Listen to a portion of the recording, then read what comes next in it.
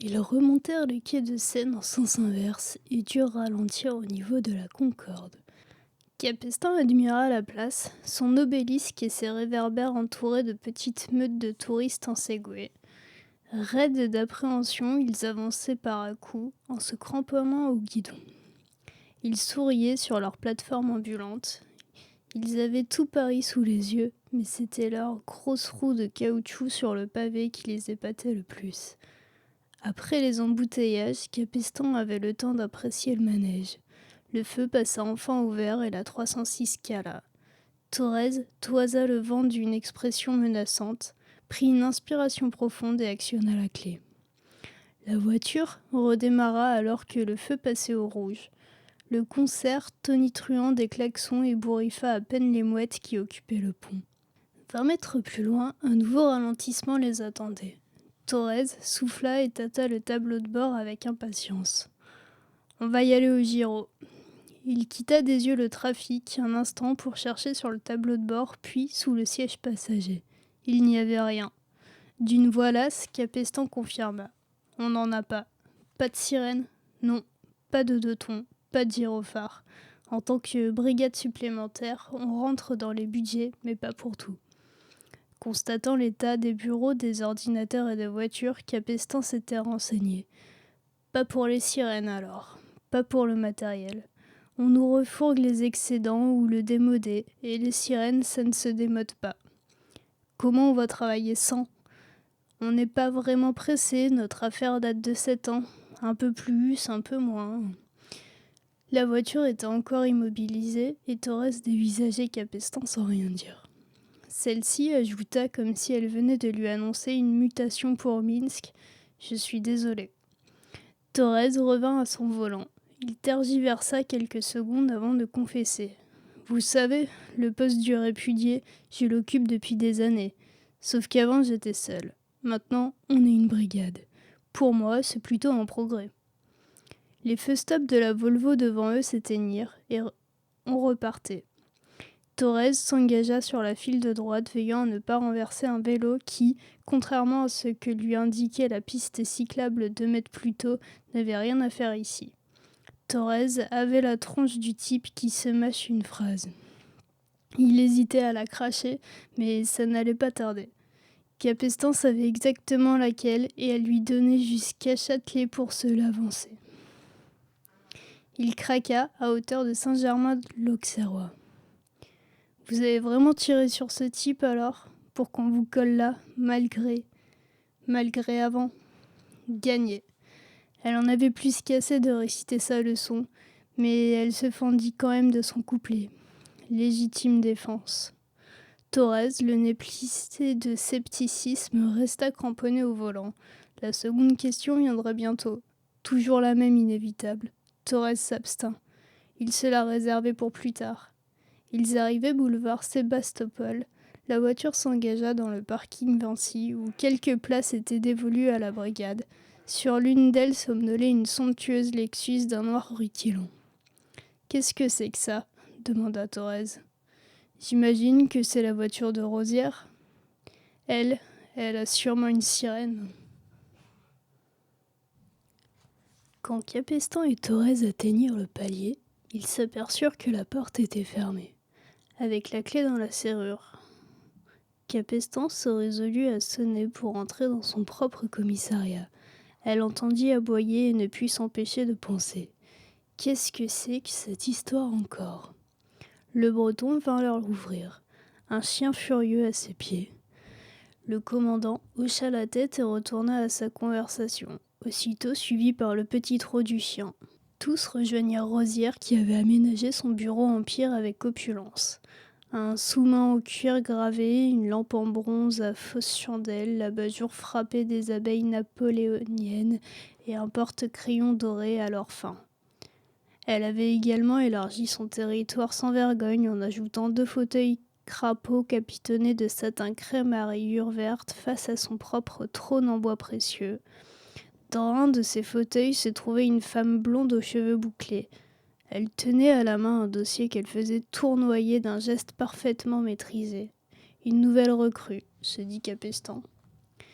J'ai trouvé dans ce carton, expliqua la jeune femme en désignant une boîte marquée Stup à ses pieds.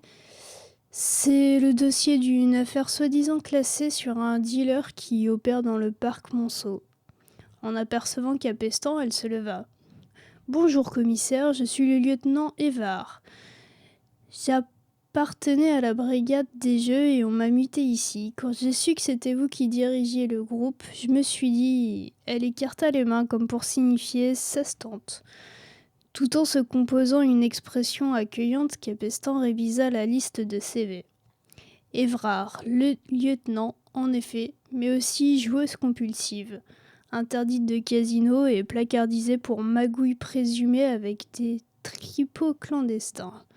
Elle avait le visage franc et ouvert, avec de grands yeux bleus innocents.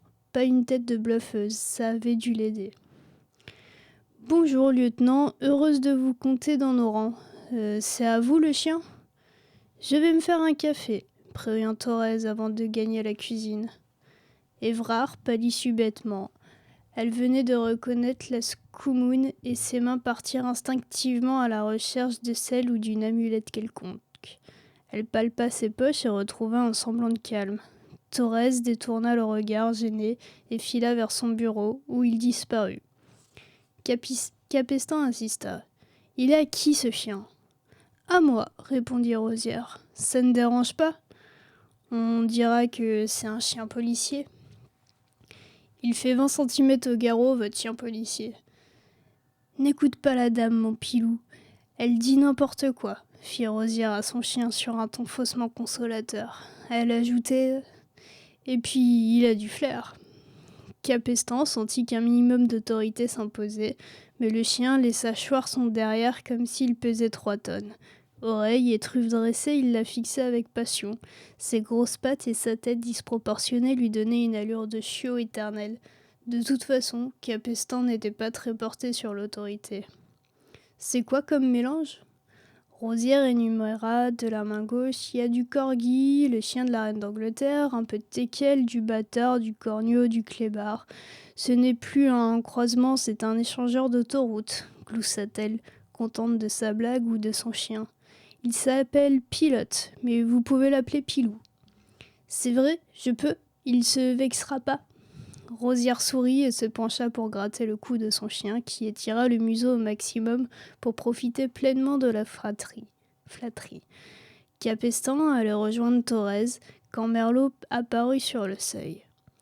Geste large et panse en avant, il s'adressa au petit peuple. « Mesdames, messieurs, canidés, » ajouta-t-il en baissant la tête sur le chien de garde le plus inefficace de la création.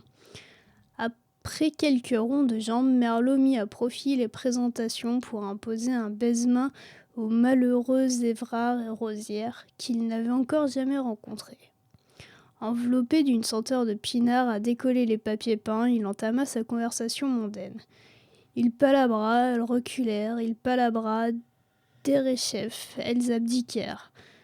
Le Breton, à qui sa haute taille garantissait un air plus pur, l'écouta quelques instants sans trop vaciller, puis se remit à son bureau. Capestan, profitant d'une seconde de répit, s'adressa à Évrard. « Le dossier du dealer du parc Monceau dont vous parliez tout à l'heure, c'est un meurtre ? » ?»« Non, une histoire de coq mal coupé. C'est simplement intriguant qu'on ne l'ait pas emballé. On a toutes les infos. Le parc Monceau est plein de gamins. Un dealer, ça fait désordre. » « En effet. Je vous laisse voir avec Merlot ?» Ce n'était pas très sympa pour le nez d'Évrard, mais c'était la dure loi des mathématiques. Évrard eut un haussement d'épaule fataliste. Elle connaissait la tyrannie des chiffres. Île de Key West, sud de la Californie, États-Unis, 19 janvier 1991. À travers la vitre blindée, Alexandre soulevait le lingot d'or. C'était à la fois plus lourd et plus doux que ce qu'on imaginait au premier abord. Il s'agissait du clou du musée, l'attraction marketing. À l'entrée, en vous remettant votre billet, on vous collait d'autorité sur la poitrine un petit sticker ovale qui proclamait en lettres noires sur fond or « I lift a gold bar ». J'ai soulevé un lingot d'or. Ici, on n'en venait pas pour rien. Il fallait que ça se sache. Alexandre sentit le contact délicat de la paume de Rosa contre la peau de son bras nu. « Je ne me sens pas bien, chuchota-t-elle, comme chaque fois qu'elle voulait le petit déjeuner au lit. « Si c'est pour que je te pique l'émeraude, c'est non, plaisanta Alexandre. Il y a des caméras partout. Non, non, ce sont les os, je crois, fit-elle en lui serrant le bras plus fort. À bout de souffle, elle prit appui sur la main d'Alexandre et se laissa glisser sur le parquet où elle s'allongea. Les os, quels os! Tu ne vas pas accoucher ici, maintenant? Si, je crois bien que si. On est dans un musée, tu ne peux pas accoucher ici. La sueur perlait sur le front brun de sa femme. Elle souriait, mais elle ne céderait pas. Elle comptait réellement s'arrêter ici, au milieu des vitrines du Melfischer Museum, pour donner naissance à leur fils.